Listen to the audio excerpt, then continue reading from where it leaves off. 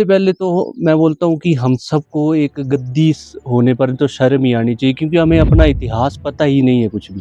को मंदिर के अंदर नहीं आने दिया जा रहा और हम लोग मंदिर के अंदर बैठे हुए, तो मैं बड़ी देर से हैरान। वहाँ पर फिर पुजारी थे, गुर बैठे हुए थे, तो मैंने उनसे पूछा, मैं कहा भैया ये लोग क्यों नहीं इधर आ रहे हैं। उसके पहले ही 6ठी शताब्दी में जो है वो एक मिस्त्री था, गुग्गा मिस्त्री, जिनको कि कश्मीर से बुलाया गया था। उन्होंने माता लखना जी का जो मंदिर है वो तैयार कर दिया था उस टाइम तक।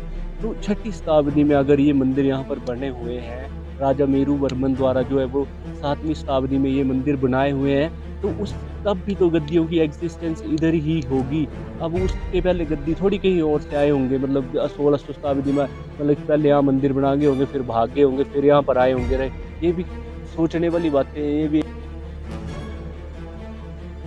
नमस्कार, मैं हूँ आपका host Akshay. Welcome to roots and rituals YouTube channel. तो एक भाई का कमेंट आया था कि मैं वीडियोस बड़ा लेट डाल रहा हूँ, बहुत सारी चीज़ें। तो मैं सबसे पहले आपको बताना चाहता हूँ कि ये आप सबसे पहले कमेंट पढ़ो। ये आपने कमेंट पढ़े, ये जो लोग हैं, पता नहीं ये गद्दी समाज के लोग हैं या कहाँ के लोग हैं, तो इनको इस समाज के बारे में कुछ पता ही नहीं है। बट ये फालतू कमेंट जो करते हैं, मेरे को इनके कमेंट से कोई फ़र्क नहीं पड़ रहा है, और पिछली वीडियो मैंने डिलीट कर दी है। तो सबसे पहले तो मैं बोलता हूँ कि हम सबको एक गद्दी होने पर तो शर्म ही आनी चाहिए, क्योंकि हमें अपना इतिहास पता ही नहीं है कुछ भी।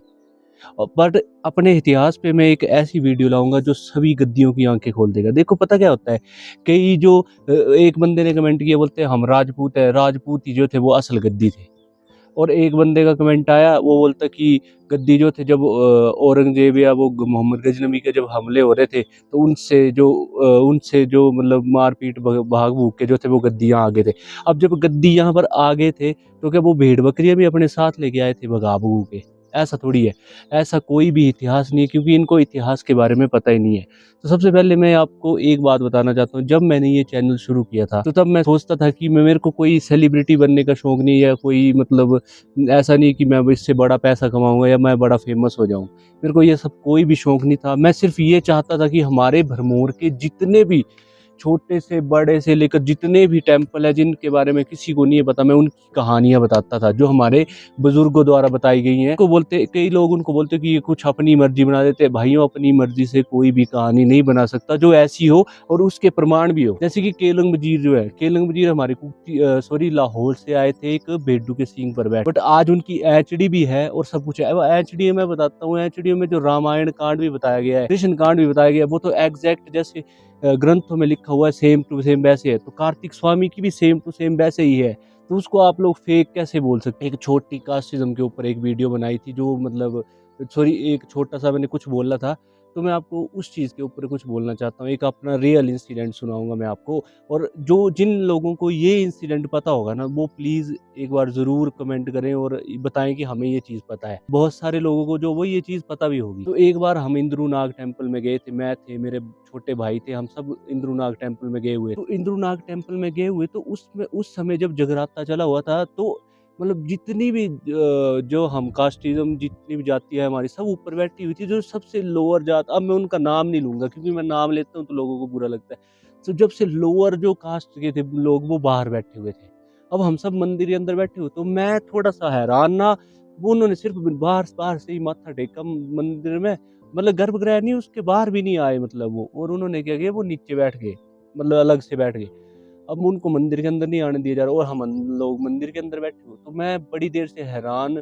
वहाँ पर फिर पुजारी थे, गुर बैठे हुए थे, तो मैंने उनसे पूछा, मैं कहा भैया ये लोग क्यों नहीं इधर आ रहे हैं? तो उन्होंने मेरे को बताया कि ये उन जाति के लोग हैं, तो इनको अंदर नहीं आने दिया जाता है। तो मैंने कहा क्यों भगवान, तो कभी भी ऐसा नहीं करते। और मैं कहा इंद्रुनाग क्यों ऐसा करेंगे?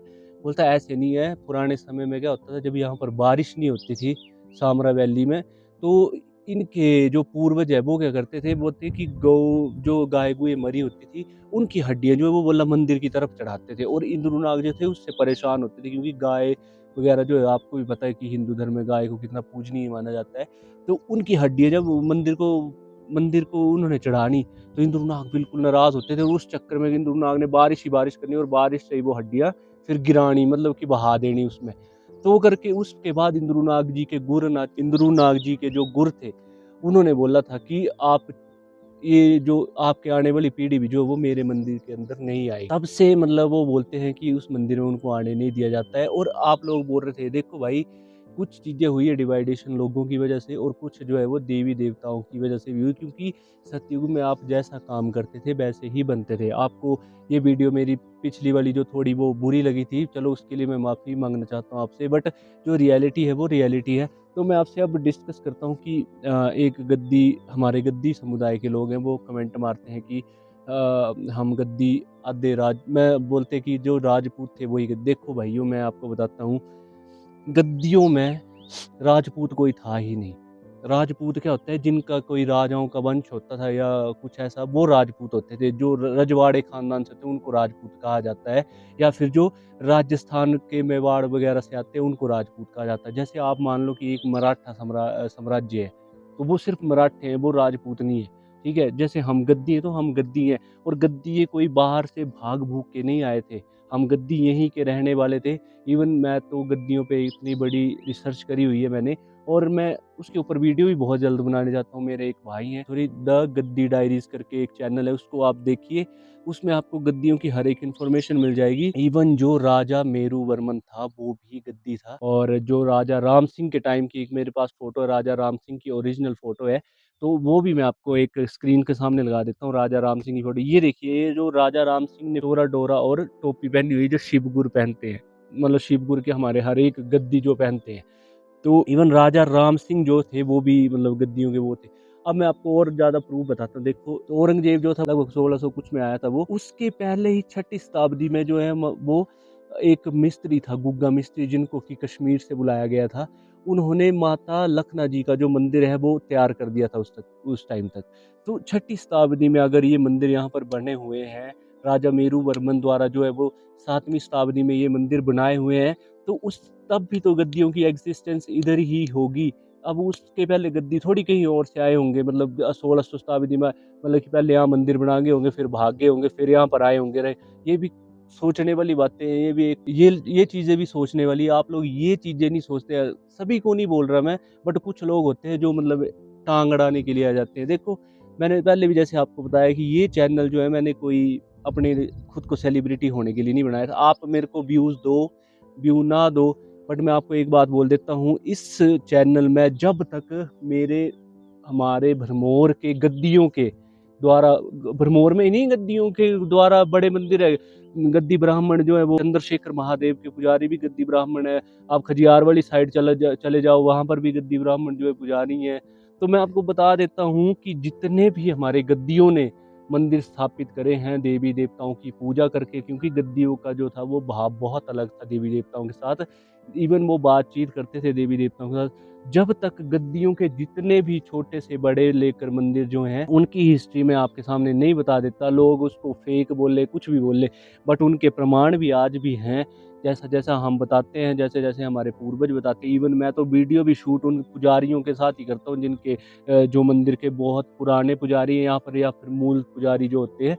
तो मैं आपको बता देना चाहता हूँ, तो आप मेरे को व्यूज़ दो ना दो, मेरा चैनल अनसब्सक्राइब कर लो, बट जब तक भरमौर की पूरी हिस्ट्री जो है मैं बता नहीं देता हूँ, मतलब इस चैनल में, तब तक मैं ये चैनल चलाऊँगा। और जिस दिन भरमौर का हर कोई मंदिर जो है वो कंप्लीट हो जाएगा, उसके बाद मैं ये चैनल जो है वो बंद नहीं करूँगा, मतलब छोड़ दूँगा मैं इसमें वीडियोज़ वगैरह डालना, ताकि आने वाला जो मेरा यूथ है, जो हमारा भरमौर का भविष्य है, वो इन सब चीज़ों को लेकर उजागर हो। और अगर उनको कोई इतिहास पता करना हो, उनके पास अगर टाइम ना हो, आजकल जो है वो मोबाइल ही हर एक साधन है जो हमारी बातचीत जो है वो एक-दूसरे तक घर बैठे पहुँचा देते हैं। तो हमारे आने वाले यूथ अगर मेरे चैनल से भी वो वीडियोस देख लेंगे कि यार इस मंदिर में जाना कुठेड़ बाल की, इसकी हिस्ट्री क्या होगी, या ये कैसे जाते होंगे, तो आपको जो है वो roots and rituals YouTube channel में आपको मिलेगी ही मिलेगी। इस करके जो मैं वीडियोस ले डाल रहा था, देखो ऐसा नहीं है कि बंदे मेरे को पॉजिटिव कमेंट नहीं करते, पता कुछ लोग बेचारे इतना कमेंट करते, इतनी सपोर्ट करते हैं ना